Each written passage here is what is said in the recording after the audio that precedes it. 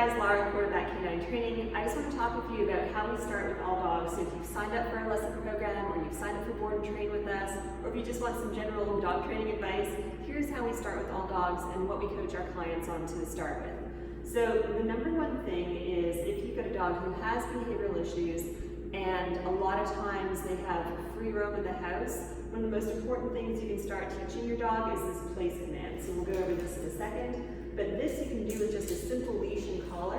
You don't need any fancy tools or anything like that, just a simple place cot. They sell these on Amazon for like $25. Coolaroo is the brand that I usually buy.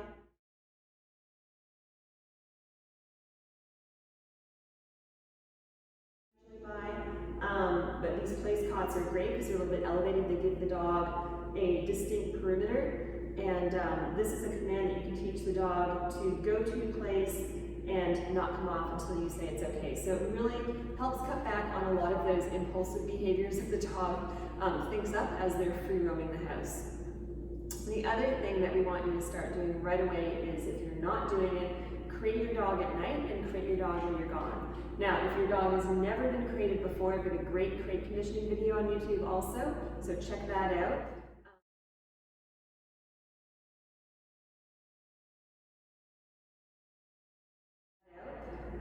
But just by crating, and a lot of people will say, oh, we used to crate when they were a puppy, but we kind of went away from it.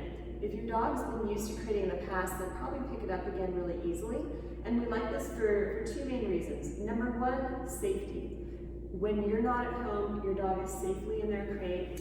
And when you can't supervise, your dog is safely in their crate. So very helpful for a lot of reasons. Even the most well-behaved dog who you look in on the Nest Cam and they're just sleeping on the sofa when you're gone. That one day, I've heard of two examples like this.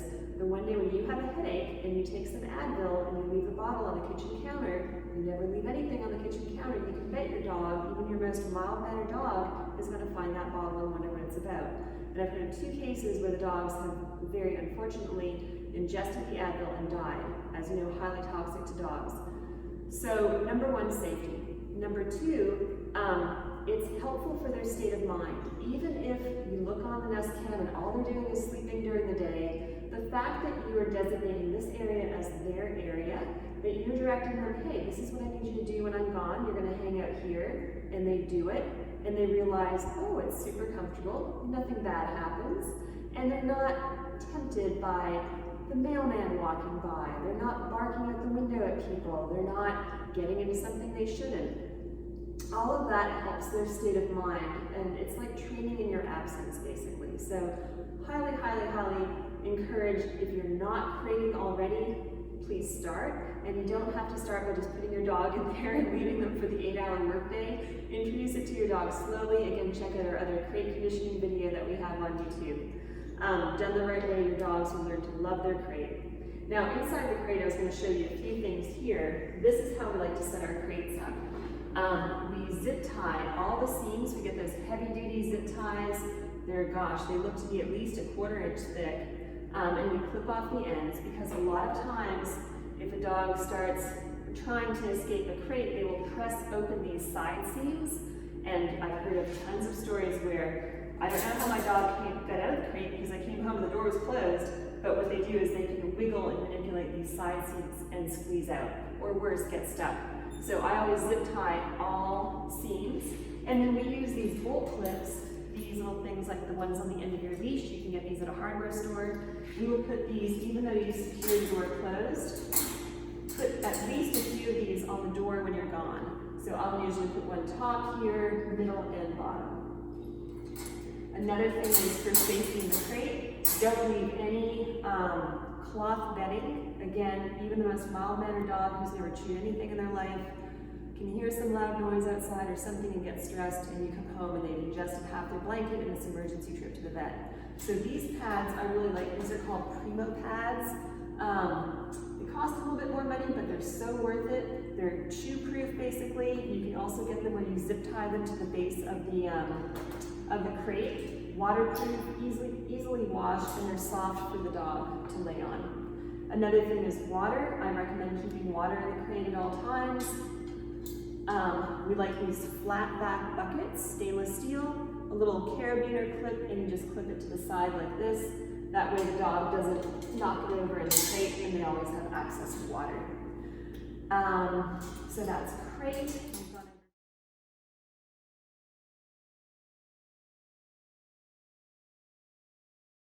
We've gone over crate, we've gone over, I'll show you place command in a second.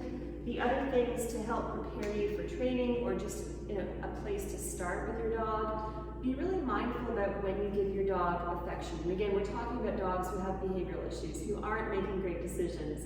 And for example, this may be a dog that's growling at people when they walk by, or growling at other dogs. Oftentimes as humans, we'll try to tell the dog, hey, it's okay, it's our friend, or it's the dog next door.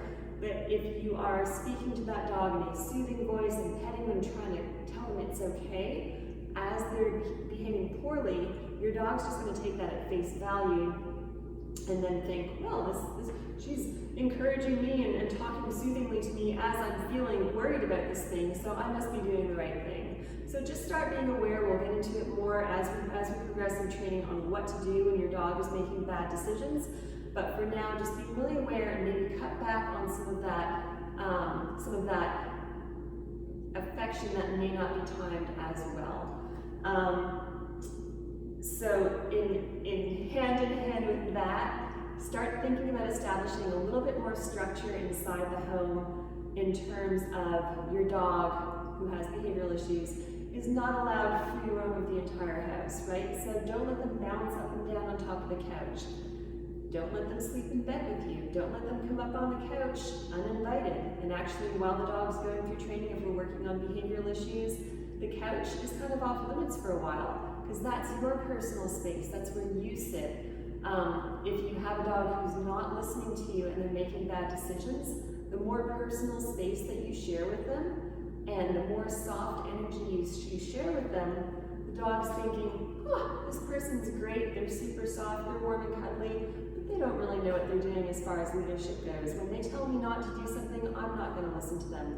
And that's something that we've all had to learn, right? Because as humans, this is what we do to show people comfort and show people affection and everything else. Dogs, different story.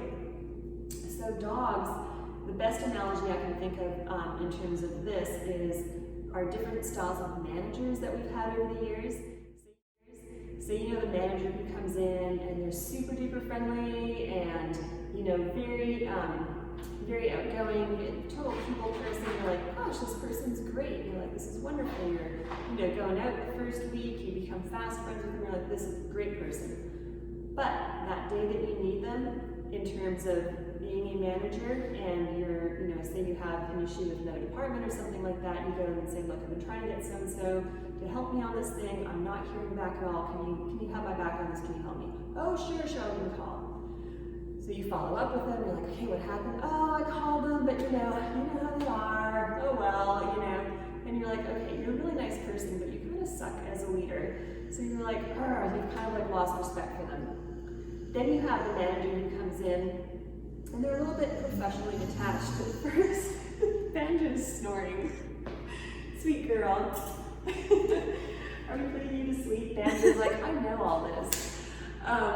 So you have the manager who comes in and they're a little bit more professionally detached, if you will. So they're appropriate. They're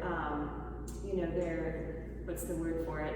They interact appropriately with you. They're not mean or anything like that. But they're professional. They ask what you're working on. They ask if you need any help. They let you do your thing. That day that you need them, the problem is fixed before you get back to your desk, and you're like, oh, this person's awesome. They do have my back. They are aware of what I'm doing.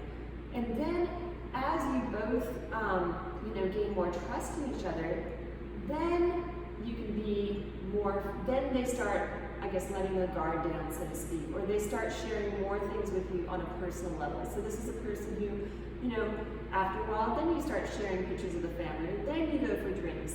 But the initial setup of your relationship is one that's very professional. And that's what we want to try and do with our dogs. When we come in super soft and super friendly with a dog who has behavioral issues, they won't take us as seriously when we try to tell them not to do something. But if we can come in just very matter of fact, again, not in a mean way or anything, but we're like, this is what I need you to do right now. I need you to hang up in place. I need you to go into your crate. I need you to not rush out the door, and reward them appropriately at the appropriate times with the appropriate state of mind. Then the dog starts realizing, oh, you know, when I do what you ask me to do, number one, nothing bad happens, and number two, it actually feels pretty good. I guess you do know what you're talking about. So that is the way to kind of reset our relationship with our dogs, where they start seeing us more as leaders, and then that starts setting us up for a better relationship with them going forward, where we can direct their activity, and they do enjoy working with us, and they realize we do know what we're talking about. We will have their back, we will keep them safe, so they don't need to worry about things. So anyways, I hope that helps. Some initial things to kind of start off with. I'll quickly run through place command and show you how we teach that, but crate conditioning, being aware of affection, not letting your dog have free roam, teaching the very simple place command so you can start having your dog in one place while you guys are doing other things and they're not running around making bad decisions. So I'll show you this with Miss Banjo here. Okay, let's go.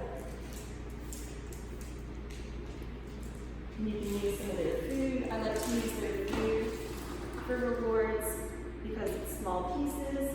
You're not going to overfeed them. You're not going to overfeed them by using their food, and you can just use a little bit of the breakfast or dinner. So the place command, very straightforward. Come on, sweetheart. Very straightforward here. I'll walk around here. Now, if your dog is nervous about getting on the place when it's like this, just simply flip it over. So we have some dogs who are like, I'm not stepping on that for anything. So you can very easily kind of just lure them on there and place food in front of them, get them to walk over it while it's upside down. Okay, let's go. And once they get that comfortable, you can go right side up. And again, just using some food so they walk on. Good. Start throwing out the word good to let them know they're doing the right thing. Okay, let's go. Okay means you're off command. Let's go just means walk with me.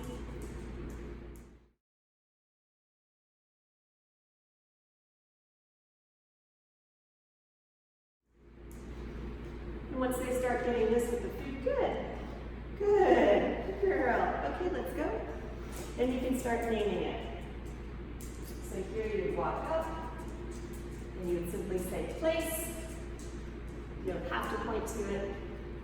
Good. As soon as the dog gets up there, tell them good and give them some food. And actually better if you don't point at it right away. And we can go into more of that later, but the reason being is you want your dog to respond off your verbal commands. So if you're giving hand signals, that's the thing that they're going to start responding most to. And not that there's, no place for hand signals, there it is. Good.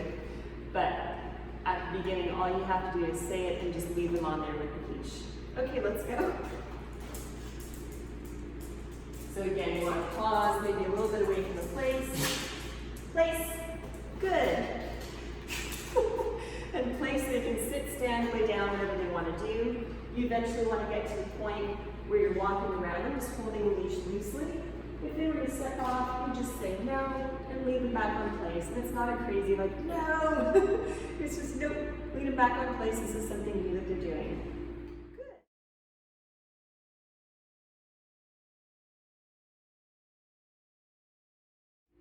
Good.